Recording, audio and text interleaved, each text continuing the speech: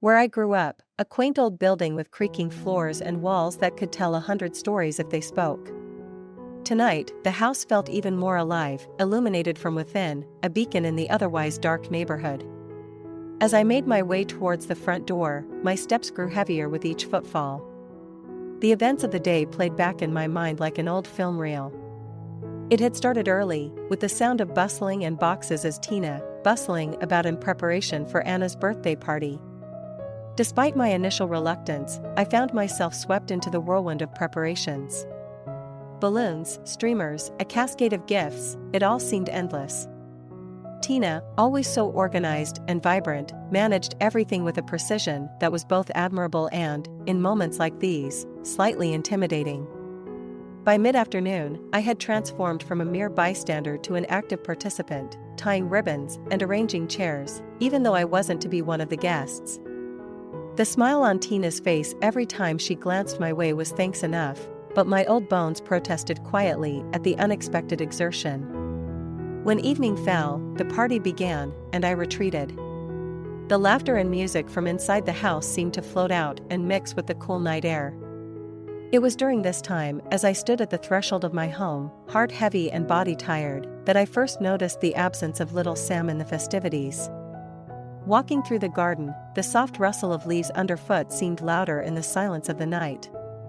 I found Sam there, his small figure almost swallowed up by the shadows. The look of loneliness on his face was sharper than the evening chill. "Sam, what's going on?" I had asked, voice laden with concern. As he looked up, his eyes filled with tears, his little body shook with each sob. "Grandpa, I'm not allowed at the party.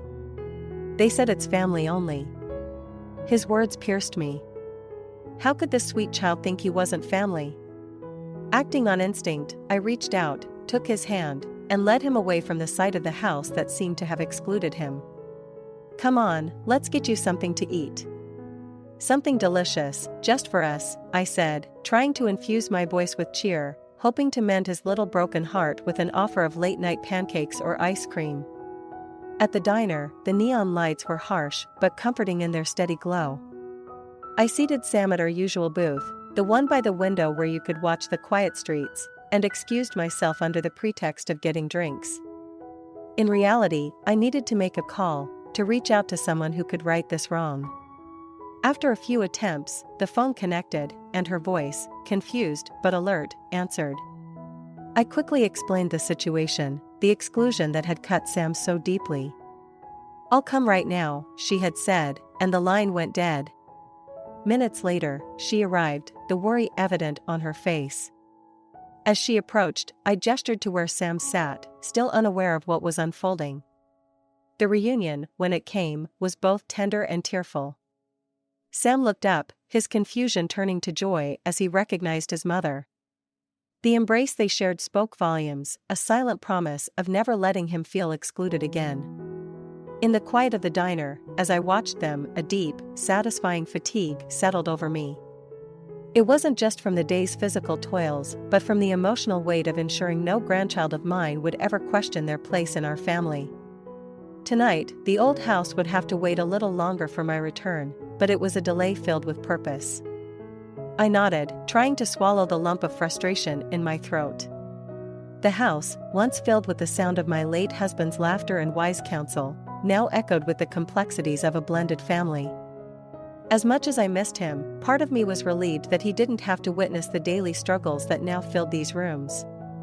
Standing in the kitchen, preparing breakfast as the first light of dawn crept through the window, I often reflected on the family dynamics. My son John, with his new life, his new wife, and their child on the way, seemed to be in a constant whirlwind. His attention was split in so many directions that I felt he sometimes overlooked Sam's needs. Sam, now 5, was a bright child with a sensitive heart, clearly still carrying scars from his early upheavals. Despite Tina's initially warm approach towards him, I noticed a shift after Anna was born. It was subtle at first, an overlooked promise here, a missed school event there, but gradually, it became more apparent. Tina, now caught up with her own daughter, seemed to have less time and patience for Sam. This morning, like many others, I watched as Tina hurriedly prepared for the day, her focus primarily on Anna. "I'm really not feeling well today. Can you take Anna to her playdate?" she asked, not even waiting for my response before rushing back to her room. "Of course," I replied, though the words were heavy on my tongue. The resentment was building, not just towards Tina, but towards the situation. Being a grandmother meant joy and love, but recently it felt like I was just an additional caretaker, a buffer for their parental shortcomings. As I tied Anna's shoes and got her ready, I could see Sam, his eyes a little too quiet for a child his age, playing alone with his blocks. My heart ached for him. He was becoming more withdrawn, lost in the shifting sands of our home life. After dropping Anna off, I decided it was time for a small outing, just Sam and me. "How about we go to the park, just you and me?" I suggested. Sam's face lit up, a stark contrast to the usual dimness in his eyes these days. At the park, watching him swing higher and higher, I felt a momentary peace. "Grandma," he called out, "look how high I can go." His laughter, free and unburdened, filled the air around us. I couldn't help but think how these moments were what he needed more of, moments of undivided attention and care. As the day waned and we headed back home, I knew that things needed to change. I couldn't allow the status quo to continue, where Sam felt like a visitor in his own home and Tina relied too heavily on me. It was clear I needed to have a conversation with John, a real, heart-to-heart talk about his children, his family, and how we could better balance this delicate ecosystem we called family. Stepping back into the house, I prepared myself for that necessary confrontation, for the sake of my grandchildren, and perhaps, for the peace of this old, creaking house that had seemed too much to be silent any longer. With a heavy sigh, I bent down to clean up the spilled powdered milk, all the while feeling the sting of Tina's words. It was clear that my place in this family, once defined by nurturing and guidance, was now being questioned, relegated to menial tasks and silent observation. As I wiped the floor, I kept a close watch on Sam, whose small shoulders sagged under the weight of disappointment. I could see the confusion in his eyes, a mix of hurt from the scolding and the desire to be seen as helpful, not burdensome. After cleaning up, I took Sam by the hand and led him away, giving him a reassuring squeeze. "You were trying to be a good big brother, Sam. That's what really matters," I whispered, hoping to mend a little of his bruised spirit. Later that evening, as I tucked Sam into bed, his earlier enthusiasm seemed dimmed, his usually bright eyes shadowed with the remnants of today's ordeal. "Grandma," he murmured, his voice barely a whisper, "am I really just making things harder for everyone?" "No, sweetheart," I replied, smoothing back his hair. "You are a wonderful help. It's just that sometimes, adults get frustrated, but it doesn't mean you did anything wrong." It pained me to see him so troubled, a child caught in the complexities of adult emotions and conflicts. As I left his room, my resolve hardened. It was clear that a more direct approach with Tina was necessary. While I understood that postpartum changes and the stress of a new baby could lead to heightened emotions, it did not excuse the way she was treating Sam. He needed an advocate within his own home, and I was determined to be that voice. The next morning, with the house quiet and the children at school, I found Tina in the kitchen, nursing a cup of coffee. "Tina, can we talk?" I began, my tone gentle yet firm. She looked up, her expression wary.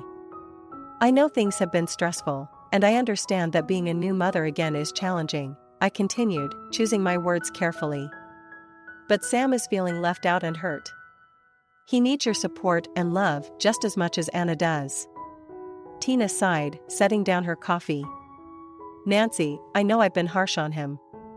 It's just, sometimes I'm so overwhelmed, and I take it out on him, which isn't fair. I guess I needed someone to tell me that. I'm here to help, not just with the chores, but with making our home a place where every child feels valued and loved," I said, reaching across the table to touch her hand. "Let's work together on this. We're a family, and every member needs to feel like they belong." Tina nodded slowly, a silent agreement forming between us.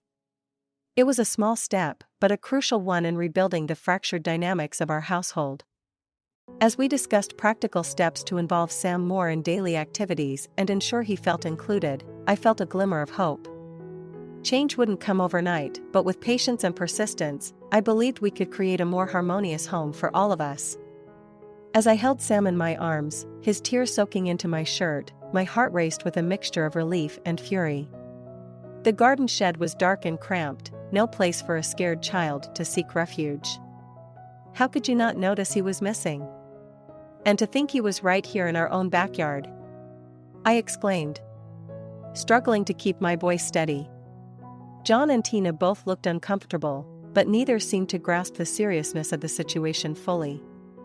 He must have run off to the shed after the incident with the milk, John finally said, trying to piece together the events.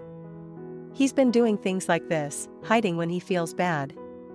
Tina rolled her eyes slightly, still not catching the weight of her actions. He overreacted. It was just a scolding, Nancy. He needs to learn to handle a little criticism. A little criticism? I countered sharply. It's not just today, Tina. This is about how he's been treated consistently. Sam is feeling isolated and unloved in his own home. That's not just a little criticism. That's making him feel like he doesn't belong. Holding Sam closer, I could feel his small body shaking. This wasn't just about spilled milk or a scolding gone too far. This was about a child who felt so alone and distressed that he hid himself away in a cold, dark shed, rather than face further rebuke. Tina, John, I began, my voice firmer, we need to address this now. It's not acceptable. We can't let our children feel frightened or unloved. Sam needs us, all of us, to support him and make him feel part of this family. John finally seemed to recognize the severity of the situation. Mom, I didn't realize it was this bad, he admitted, rubbing his temples. I'll talk to him, I'll make sure he knows he's loved. And Tina, I turned to face her directly, I understand you're overwhelmed, and adjusting to life with 2 children isn't easy, but Sam is just as much your responsibility as Anna. He deserves your patience and your love, not just your discipline. Tina looked down, nodding slowly, perhaps finally understanding the impact of her behavior on Sam. I'll try harder, she murmured. I'm sorry, Nancy. I didn't see it from that perspective. As we settled down to dinner, with Sam now quietly eating between John and me, I knew this was just the beginning of a long discussion and many adjustments ahead. The work to mend the frayed bonds in our family was far from over, but tonight's events had opened John and Tina's eyes to the changes that needed to be made. I watched Sam as he ate, his earlier distress slowly fading, replaced by a tentative sense of safety. My resolve hardened. No matter what it took, I would ensure this boy felt every bit as cherished and wanted as he deserved. This was my promise, not just as a grandmother, but as the matriarch of this family, holding together the threads of our shared lives. As the days turned into weeks, I watched cautiously, always ready to step in if I noticed any signs of neglect or undue harshness towards Sam. Thankfully, John and Tina seemed to have taken my stern warning to heart. They were more attentive, and their treatment of Sam improved significantly. It was as if the unpleasant incident had jolted them back to the reality of their responsibilities as parents, not just to Anna, but to Sam as well. John, who had previously seemed distant, now made a conscious effort to spend time with Sam, teaching him how to ride a bike and helping him with his homework in the evenings. It warmed my heart to see Sam's face light up with pride and joy as he mastered pedaling down the driveway without help. "Look, Grandma!" "No hands," he would shout, a beaming smile spread across his face. Tina, too, appeared to change her approach. She began to include Sam in activities with Anna, encouraging them to play together and even orchestrating family outings on the weekends. It was a relief to see her interacting with Sam in a kind and motherly manner, which was a stark contrast to the previous tension. On one occasion, I overheard her explaining to a friend on the phone, "It's been a learning curve, but I'm finding my way as a mother of 2. They both need me in different ways." Despite these positive changes, I remained vigilant. My earlier fury had settled into a resolute determination to protect Sam, ensuring he never felt excluded or unloved again. Seeing him interact with his sister, his inherent kindness and patience shining through, only deepened my resolve. He was indeed a wonderful big brother, always watching out for Anna even when he thought no one else was looking. One evening, as I tucked Sam into bed after a story, he looked up at me with those big, trusting eyes and whispered, "Grandma, I'm happy. Mom and Dad play with us a lot now. Anna and I both." I stroked his hair, feeling a mix of relief and lingering concern. "I'm glad, Sam. You deserve all the happiness in the world," I replied, my voice thick with emotion. In the quiet of his room, I promised myself once again that I would keep a close eye on the family dynamics. While the current peace was comforting, the memory of that night, finding Sam in the shed, remained a stark reminder of what could happen if tensions were allowed to build unchecked. As I walked back to my room, the house was quiet, everyone nestled in their beds.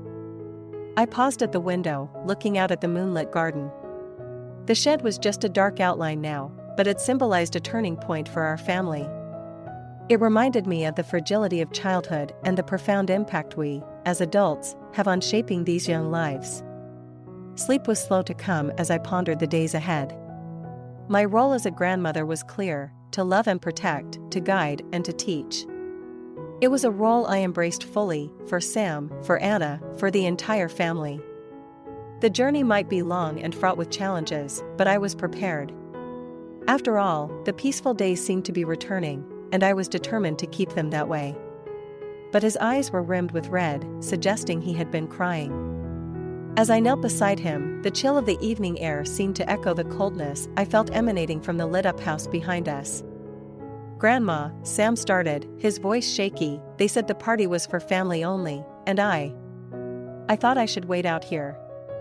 I felt a sharp pang in my heart hearing these words. The echo of the past incident where Sam felt excluded was too vivid, too painful.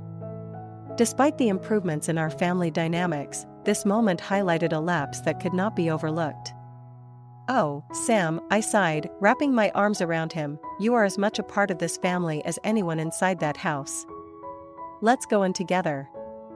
As we stood up, hand in hand, I felt his grip tighten, a small, trusting gesture that carried the weight of his need for reassurance.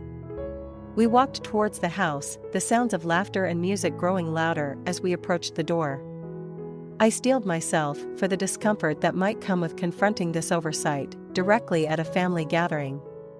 Entering the house, the atmosphere was festive, with balloons and decorations celebrating Anna's first birthday.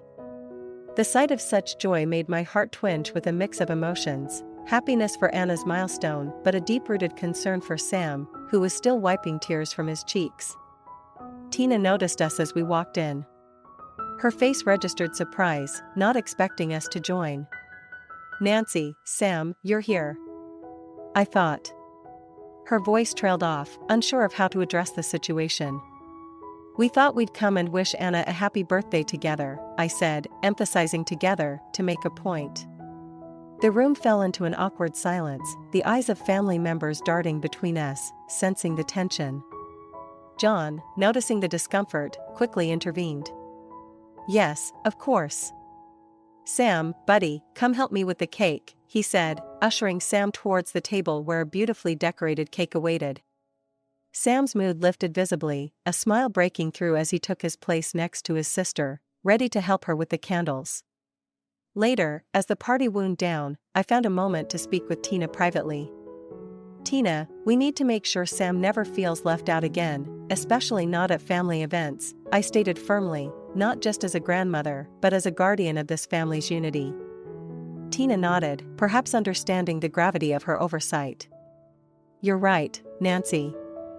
I didn't think it through." "I'm sorry," she admitted, and I could see in her eyes a genuine remorse. As the evening ended and the guests departed, I helped with the cleanup, my earlier reservations forgotten in the wake of ensuring that both grandchildren felt loved and included. Watching Sam, now sleepy but smiling as he clung to a slice of birthday cake, I felt a cautious optimism. Our family was still learning, still growing. Challenges were inevitable, but as long as we faced them together, we could foster the warmth and unity that every family deserves. Resolved to keep fostering these connections, I looked forward to quieter, happier days, hoping that each small victory in our family's journey would lead to a stronger, more cohesive unit. Each moment of understanding, each gesture of inclusion, was a step towards healing and happiness, not just for Sam, but for all of us. We weren't doing anything wrong by taking a little detour for dinner, just the two of us. Sam, it's perfectly fine. Tonight is about us having a little fun, just you and me, I reassured him, hoping to ease his worries. And besides, a hamburger sounds like a wonderful idea. What do you say? Sam nodded, a smile breaking through his concern as he agreed. Okay, Grandma, let's eat hamburgers. His enthusiasm was contagious, and for a moment, the weight of the evening's events seemed to lift from both our shoulders. As we waited for our order, I watched Sam's expression shift from joy back to contemplation. His resilience impressed me. Despite the emotional turmoil he had experienced, he was trying to find happiness in the simple things, like a late-night treat with his grandma. But it pained me to see him so conflicted at such a young age, having to navigate feelings of exclusion and confusion about where he fit into his own family. The hamburgers arrived, and Sam's eyes lit up. It looks delicious, he exclaimed, and we both started eating. The diner was quiet, with only a few other late-night patrons scattered around, lost in their own worlds. This quiet atmosphere gave me a chance to think about how we could address the issues at home more effectively. Clearly, despite recent improvements, there were underlying tensions that needed to be resolved to prevent such situations from recurring. Sam, I began, choosing my words carefully, do you like spending time with Anna and the rest of the family? He chewed thoughtfully before answering, yes, Grandma. I love Anna.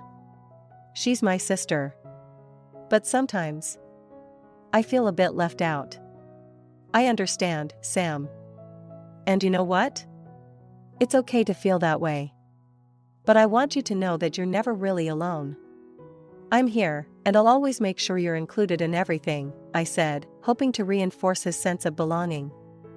As we finished our meal, I thought about the conversation I needed to have with John and Tina. They had to understand that Sam's feelings were just as important as any other family members. It wasn't just about avoiding outright exclusion, it was about making Sam feel genuinely valued and loved. The drive back home was quiet, with Sam eventually dozing off in the car, his head resting against the window, a soft smile on his lips. As I carried him inside, his arms wrapped around my neck, I felt a renewed sense of purpose. This issue at home needed more than just a temporary fix, it required a deep, ongoing commitment to ensuring that both children felt equally loved and important. Setting Sam down in his bed, I tucked him in and kissed his forehead. Sleep well, my dear boy, I whispered. Tomorrow would be another day, a day to start making things right, for Sam's sake and for the family's harmony. I knew the path wouldn't be easy, but it was necessary. As I walked back to my room, the resolve in my steps matched the determination in my heart. Sam alone, Jessica felt utterly isolated.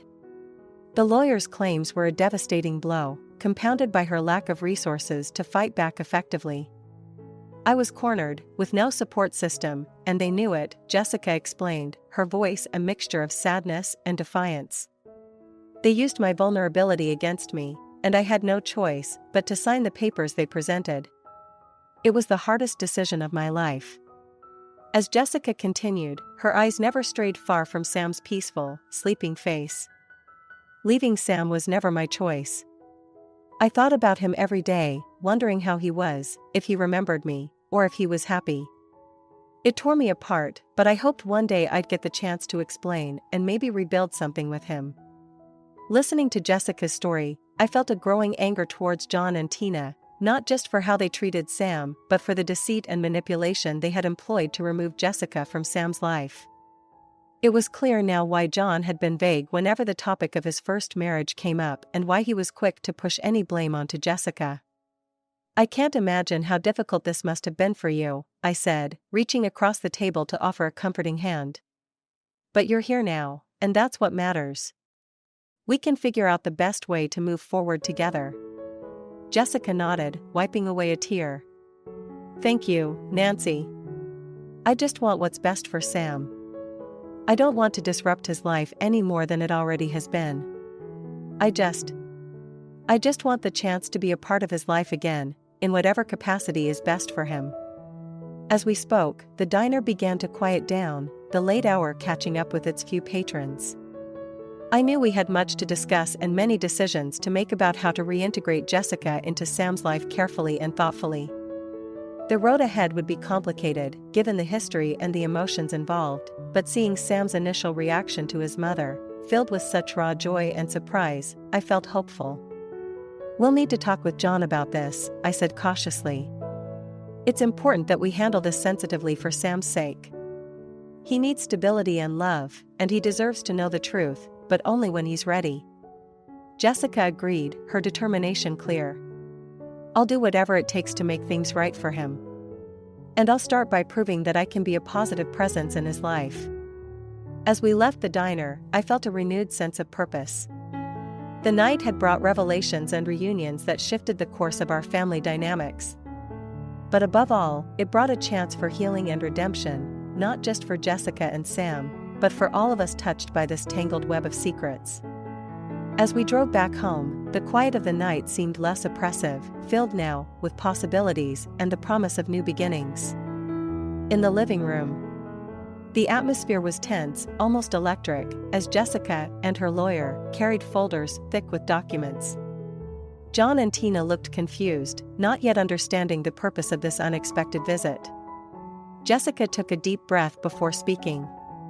"John, Tina, I think it's time we discussed Sam's future more openly and legally," she began, her voice steady despite the clear emotional weight of the moment. Her lawyer set the documents on the coffee table, papers that I knew would alter the course of our family dynamics once again.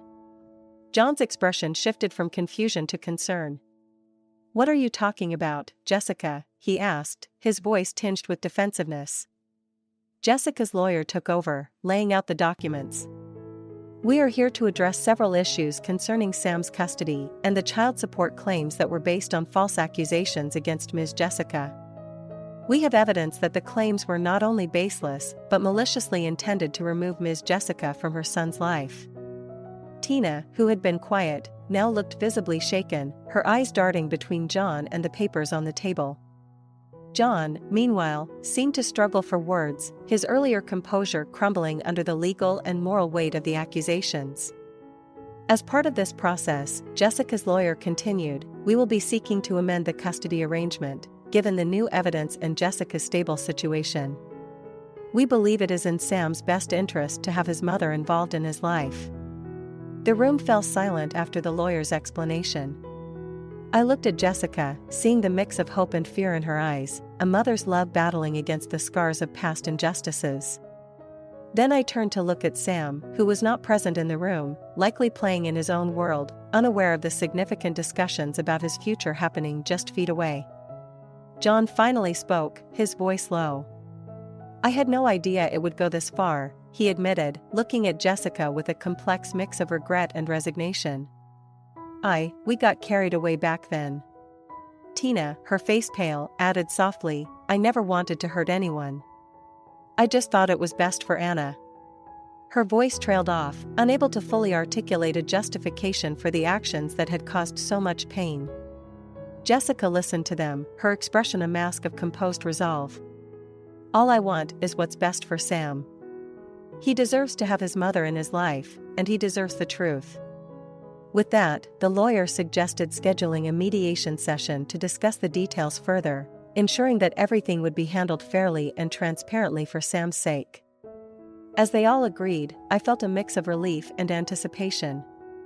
My role had been passive for too long, blinded by my trust in my own son and his narrative. As everyone stood to leave, Jessica approached me, her eyes grateful. "Thank you, Nancy, for everything. For believing in me when I needed it the most." I nodded, feeling the weight of the past few months. "We do what we must for our family, for justice. And we will make it right for Sam." The meeting marked a turning point, one that promised a fairer, more hopeful future for Sam, and a chance at redemption for all of us. As they left, I knew the road ahead would be challenging, but necessary, guided by a renewed commitment to truth and integrity. That I've kept since Sam was in my care? Tina's voice took on a new edge, as if this diary was her trump card.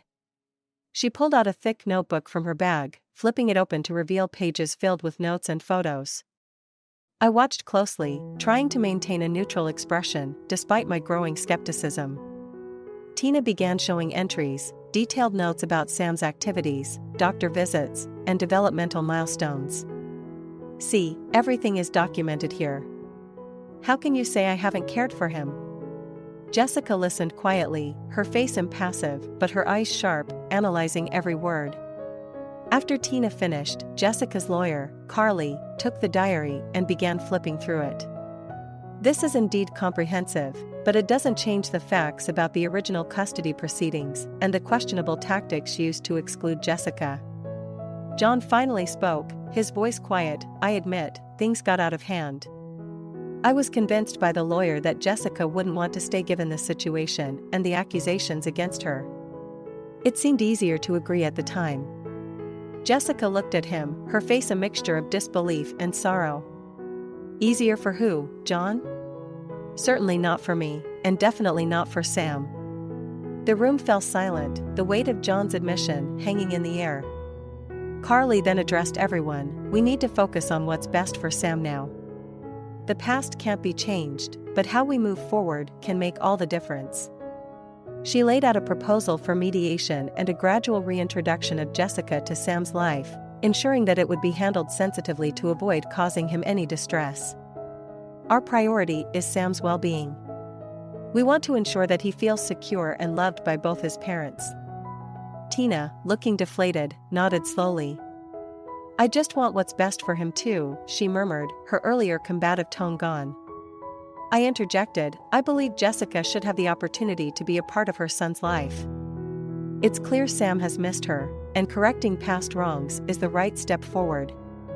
Carly agreed, suggesting a meeting with a child psychologist to guide the process and help manage the transition for Sam.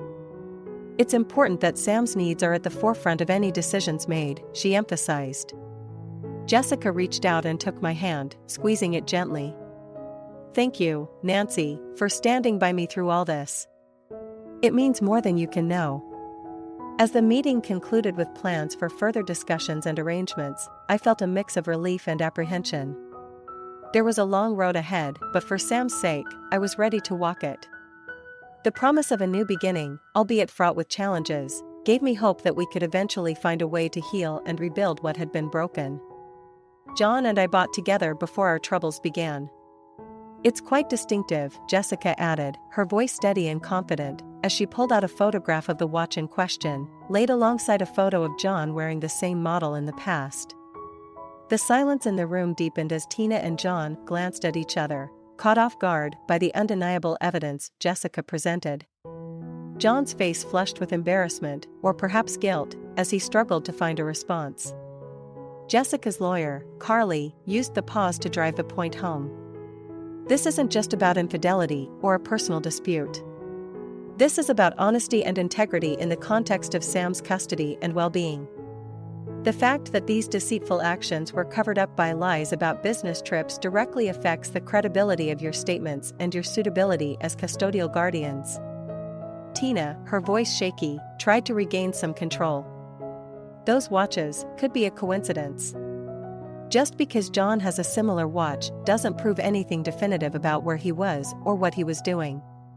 Carly nodded, acknowledging Tina's point, but countered smoothly, while that might be true in isolation, combined with the credit card statements and the social media posts, it forms a pattern that's hard to dismiss as mere coincidence. We're looking at a consistent behavior that contradicts the image John and Tina have presented in court. John finally spoke up, his voice low. I made some mistakes. But that shouldn't affect my role as Sam's father. Jessica looked directly at John, her expression softened somewhat. John, being a father isn't just about rights, it's about responsibilities and trust. How can we build a stable environment for Sam if there's continuous deceit? I felt a surge of protectiveness for Jessica and Sam. Throughout this ordeal, Jessica had shown nothing but a steadfast commitment to her son, despite the overwhelming challenges and misrepresentations she faced. It was clear that she deserved a chance to be in Sam's life, a chance that had been unfairly taken from her. As the discussion continued, plans were made for a mediation session where all parties could lay their cards on the table and discuss Sam's future openly. Jessica's and John's respective lawyers would also prepare for a possible court hearing, should the mediation not result in a satisfactory agreement. Tina, visibly rattled by the turn of events, remained quiet for the rest of the meeting. John, too, seemed introspective, perhaps realizing the severity of the situation and the potential consequences of his past actions. As they left, Jessica squeezed my hand, her eyes brimming with tears of gratitude and renewed hope. "Thank you, Nancy. Without your support, I don't know if I could have faced this." I nodded, feeling a mix of sadness for the past and hope for the future. "Whatever happens next, we'll face it together," I assured her. The fight for what was right for Sam was far from over, but today marked a significant step forward in correcting the wrongs of the past. And each visit filled the air with a sense of new beginnings and healing. Seeing Sam's bright smile as he played in the yard where he once felt so isolated was a vivid reminder of the resilience of children and the power of love and rightful actions. Jessica, now more settled and visibly happier, shared stories of their new life together. "We're getting used to our new routine, and Sam's adjusting well to his school. He's even started soccer practice, and he loves it," she beamed with pride during one of her visits. As Sam ran around, chasing after a soccer ball, Jessica and I sat on the porch, sipping tea and catching up. "It's been quite a journey, hasn't it?" I remarked, watching Sam with a fond smile. "It really has," Jessica replied, her eyes following Sam with a mix of joy and wistfulness. "But seeing him so happy, so carefree, it makes all the struggles worth it. And Nancy, I can't thank you enough for everything. Your support was invaluable." I nodded, feeling a mix of emotions. "I just did what was right, Jessica. Seeing you two like this, knowing you're both safe and happy, that's all the reward I need." As we talked, Jessica mentioned her plans for the future. "I've been thinking about going back to school. I want to study child psychology. After everything that's happened, I feel like I could help other families, other children who are going through tough times." "That sounds wonderful, Jessica. You'd be fantastic at that," I encouraged, genuinely believing in her ability to make a positive impact. Our conversations often drifted to broader topics, discussing our hopes for Sam's future and the lessons learned from the past. It was clear that Jessica was building a stable, loving environment for Sam, far removed from the tumult of the previous years. One afternoon, as Jessica prepared to leave with Sam, he ran up to me, his arms wide for a hug. "Grandma Nancy, when can I come again?" he asked, his voice hopeful. "Anytime, Sam. You know you're always welcome here," I answered, hugging him tight. As they drove off, I felt a profound sense of peace. The ordeal had brought many challenges, but it had also brought growth and reconciliation. In the quiet of the afternoon, I reflected on the strength and courage Jessica had shown, the resilience of Sam, and the role I had played in their lives. It was a reminder that doing the right thing, no matter how difficult, always has its rewards. Turning back to the house, I felt a deep satisfaction, knowing that despite the hardships, there was hope and a chance for new beginnings. The future looked bright for Jessica and Sam, and I was content knowing I had helped pave the way for their happiness. Seemed to brighten even more at their approach. The freshness of the season mirrored the new chapter in Jessica and Sam's lives, one filled with growth, renewal, and a sense of hope.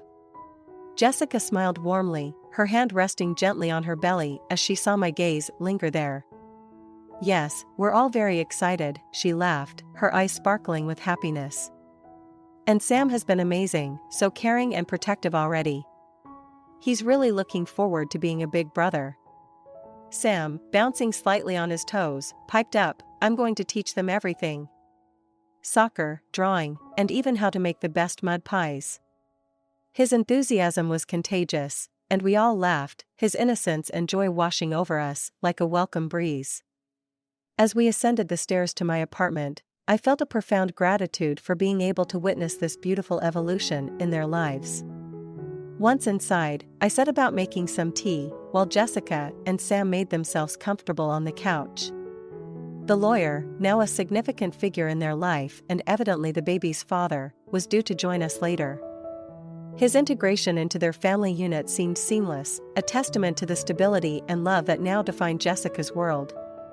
As we sat sipping our tea, Jessica shared more about her studies in child psychology. "It's challenging, but so rewarding," she explained. "I feel like everything I've gone through has led me to this point.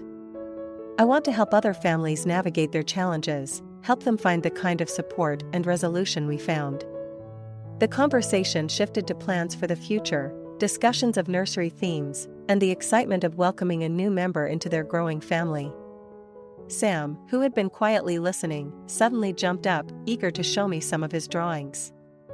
"Look, Grandma Nancy, I drew this for the baby," he exclaimed, presenting a colorful depiction of their family, complete with the new baby. Later, when the lawyer arrived, his presence filled the room with an additional layer of joy.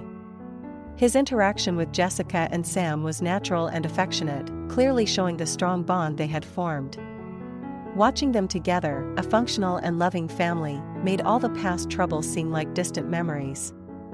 This was a family that had not only survived their trials, but had thrived, growing stronger and more connected because of them. As the day turned to evening, and we shared a meal, the conversation flowed easily. We talked about everyday things, the little joys of life, and the big plans on the horizon. When it was time for them to leave, I felt a bittersweet pang, already missing their company, but filled with hope for all the tomorrows that lay ahead for them. Standing at the doorway, watching them head back to their life, their future, I felt reassured that no matter what life threw their way, they would handle it together, with love, resilience, and an unbreakable bond. The challenges of the past had forged them into something stronger, something enduring. I waved goodbye, a smile on my face, my heart full, as they disappeared from view, the sunset casting long shadows behind them, heralding the close of one beautiful day and the promise